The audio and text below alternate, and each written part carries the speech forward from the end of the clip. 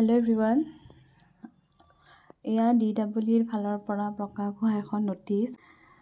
এয়া হৈছে notice regarding NIS DLED for recruitment of teachers. তো NIS DLED কেণ্ডিডেটসকলৰ কাৰণে এখন নোটিছ ওলাইছে আৰু এই নোটিছখন পাব্লিছ হোৱাৰ পিছতেই NIS DLED কেণ্ডিডেটসকলৰ মাজত হাহাকাৰ লাগি গৈছে। তেওঁলোকৰ মাজত এতিয়া একেবাৰে অতি দুখৰ এটা পৰিৱেশ, কাৰণ নোটিছখনত ক্লিয়াৰলি মেনশ্যন কৰা আছে যে NIS DLED যিটো 18 মহীয়া কোৰ্ছ আছিল, সেই কোৰ্ছটো ভেলিড নহয় ফৰ LP এণ্ড UP স্কুলৰ এডভাৰটাইজমেণ্টৰ কাৰণে।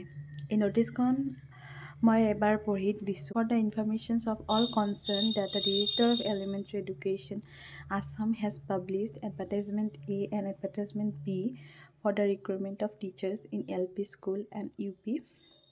আৰু তাৰিখটো দিছে, অৰ্থাৎ 26 ডিচেম্বৰ তাৰিখে যিখন এডভাৰটাইজমেণ্ট ওলালে LP আৰু UP, সেই দুখনৰ কথা ইয়াতে মেনশ্যন কৰিছে আৰু ইয়াতে লিখিছে date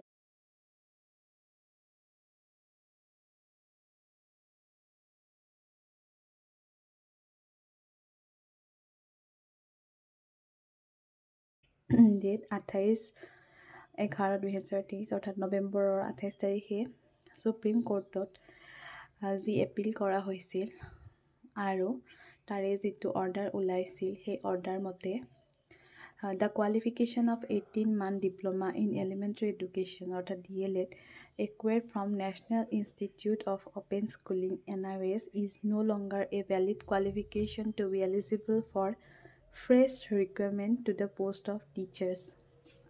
This has the approval of the government in Department of School Education in file number দিছে। So all other terms of and conditions of the advertisement mentioned above will remain the same.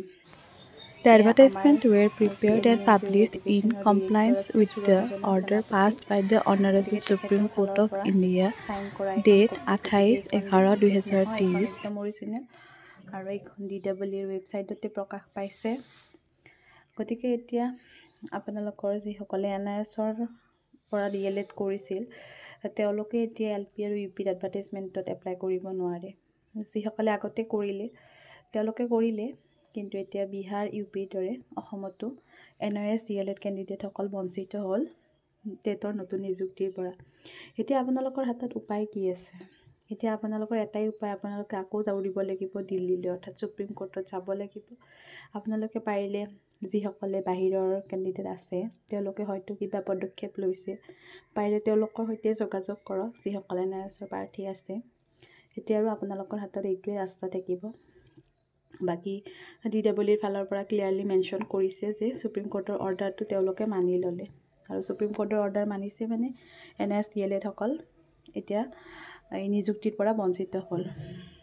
আৰু লগতে যিসকল ODLৰ আছে, ODLৰ আণ্ডাৰত SCERTৰ পৰা কৰিছে open distance লাৰ্ণিঙৰ, তেওঁলোক কিন্তু ভেলিড, কাৰণ তেওঁলোকৰ ওপৰত কোনো ধৰণৰ কেছ কৰা হোৱা নাই আৰু তেওঁলোকৰ কথা ক'তো উল্লেখো কৰা নাই।